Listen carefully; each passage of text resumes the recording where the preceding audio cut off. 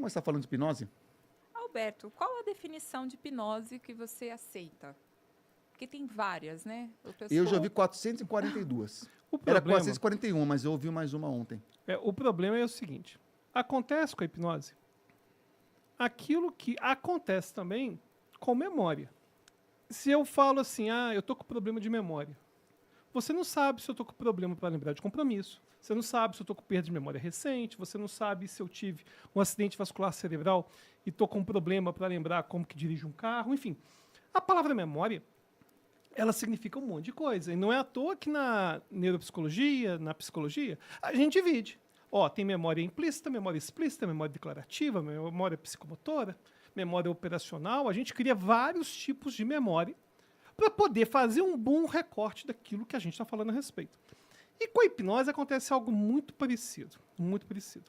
Porque, de acordo com o recorte que você quer fazer, hipnose vai ter uma definição totalmente diferente. Por exemplo, eu posso falar que hipnose é a capacidade que as pessoas têm de reagir a sugestões, por exemplo.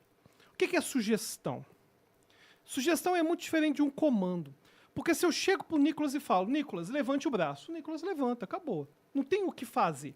Ou seja, funciona essa merda mesmo. ele está simplesmente seguindo uma ordem. Agora, se a gente chega para alguém que está hipnotizado e fala, imagine, relaxe, imagine que tem um balão nesse braço e esse braço começa a subir. Isso é uma sugestão.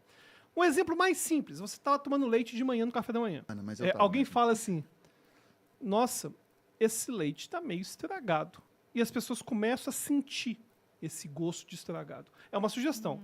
A principal distinção entre comando e sugestão é que a sugestão tem um quê de perda de controle. Ou seja, tem uma sensação de que o meu corpo reage automaticamente. Então eu posso simplesmente falar que hipnose é o uso da imaginação, o uso da consideração, para alterar a minha percepção. Aí você vai servir para um monte de coisa. O problema é que, academicamente falando, essa definição não é suficiente. Não é suficiente. Então a gente vai ter várias definições. Agora, no geral, eu gosto de usar a ideia de que hipnose é o uso da imaginação, da linguagem, para alterar a percepção. Agora, é claro que, academicamente falando, vamos supor que eu vou fazer uma pesquisa envolvendo cirurgias envolvendo hipnose. Teve até há alguns anos uma cirurgia cardíaca que foi feita na França usando hipnose e que foi muito noticiada e tal. Era um cara que, na verdade, já tinha se submetido a testes de suscetibilidade, respondia demais à hipnose, tinha mais de 90 anos de idade e não ia poder ter o anestésico que estava disponível e ele foi hipnotizado e teve a cirurgia. É muito mais pertinente, ao falar de uma cirurgia, eu ter uma definição de hipnose que envolve fisiologia. Agora, vamos supor que eu falar do fenômeno da hipnose com psicologia social. Eu quero falar, por exemplo, desses cultos em que as pessoas suicidam juntos, suicidam juntas, ou falar o que acontece com política, tanto da extrema-direita, extrema-esquerda, enfim. Será que eu não posso falar de hipnose também? Também tem sugestão. Só que o ponto é que, de acordo com a pesquisa que você vai fazer, vai ter uma definição diferente. E só para poder encerrar, a gente vai ter basicamente dois tipos de definições para hipnose. O que a gente chama de teoria de estado e teoria de não estado. Qual que é a diferença?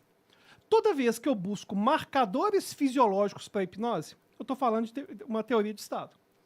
Geralmente o pessoal da medicina precisa disso, o pessoal da fisioterapia precisa disso. Agora, toda vez que eu falo sobre a perspectiva de quem vai ser hipnotizado, toda vez que eu falo de aspectos psicológicos de ser hipnotizado, vou falar do chamado teoria de não estado, que é o que interessa a quem é da psicologia. É o que eu sinto ao estar hipnotizado. Mas eu vou ter vários recortes.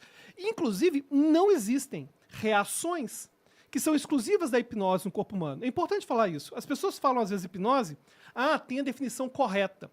Peraí, se tem a definição correta, eu deveria ter, então, marcadores fisiológicos exclusivos da hipnose, igual tem, por exemplo, para sono. Mas não tem. Não tem. Então, a gente sempre vai depender a priori de algum tipo de definição.